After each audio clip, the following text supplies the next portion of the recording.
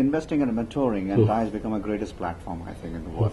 But if you were to look back at 10 years or before that, the Exodus days, those entrepreneurs, and then I'm trying to get some parallels to the current generation that have come to you for advice and for investments. Can you draw some parallels, some similarities, some differences? Yeah, but so every generation has a different experience, right? Sure.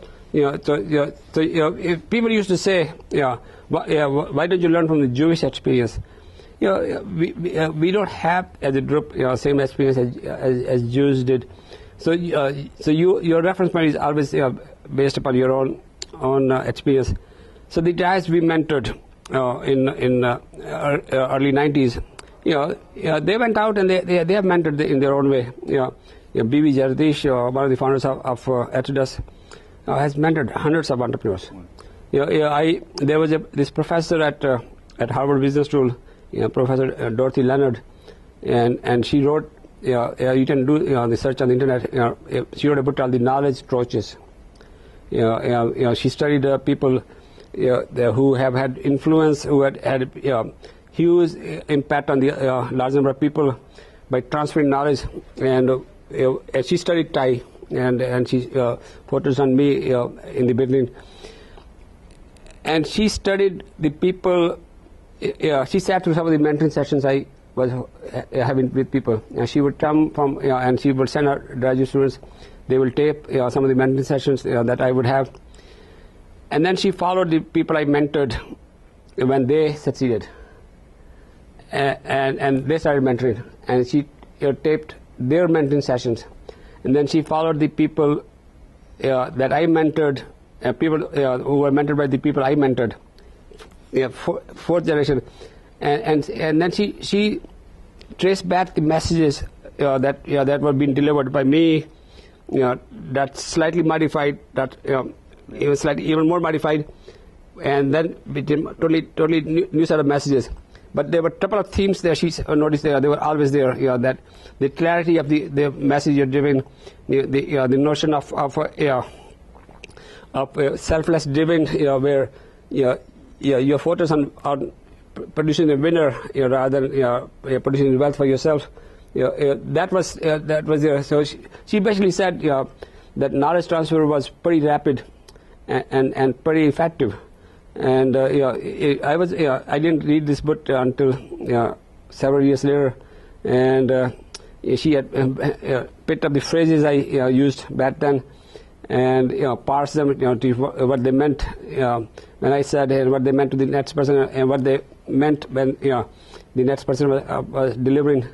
And she basically said, even if you are able to transfer 10% of the knowledge that you have, if you spend 25 years, gaining that knowledge, and you transfer 10% of it, the other guy has 2 to 3 years jump on life. Right.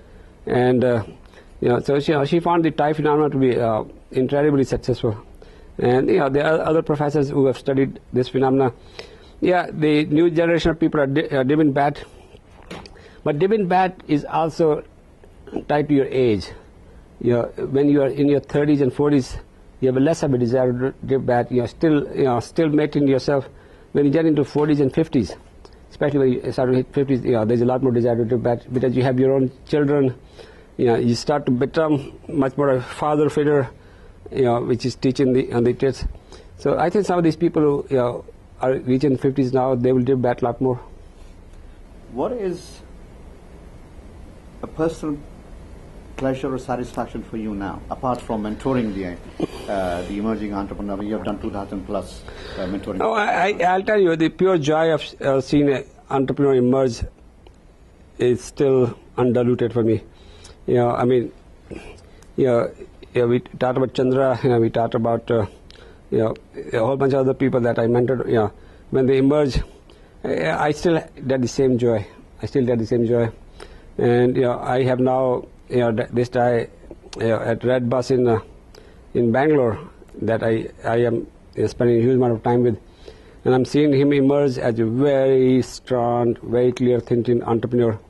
He's building a company, Red Bus. He started 5 years ago. He's only 31 now. Red Bus is likely to do 1,000 crores in revenue this year. Wow. And he did 300 crore in revenue last year. Year before that, he did maybe 100 crore in revenue. Year before that, he did about 20. So you can see he's on a very steep curve. And he has never managed that kind of money. He has never managed an organization that is that fast growing, and so me, engaged with him. He's able to do it, because every time there's an issue, there's a problem, he's taught me as a sounding board, and it's like you're teaching the kid how to ride a bicycle, right? And you're holding the seat in the back, but he's driving, and you let the hand go, and then he still looks back to you for the next lesson. So I still enjoy it. I am 66 now.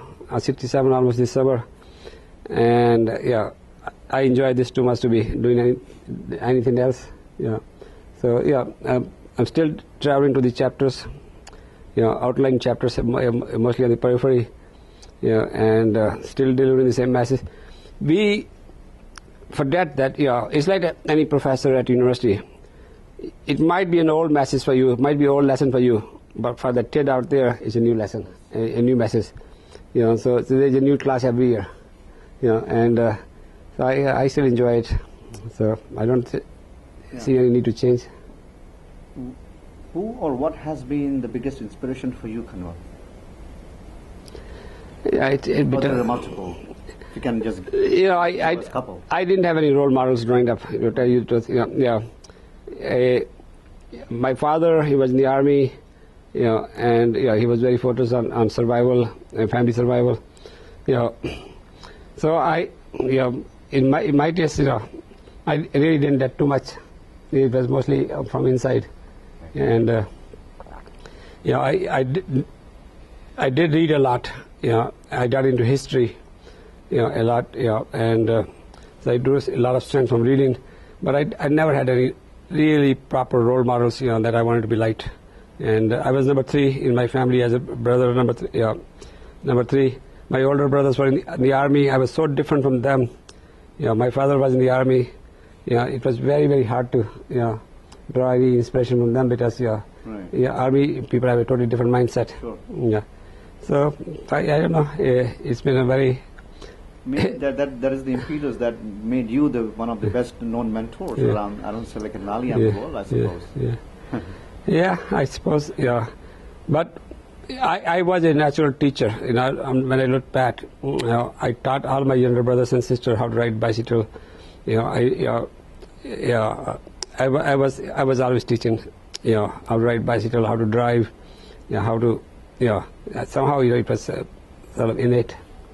Kanwal, thank you so much. It's been a pleasure. My pleasure. All right.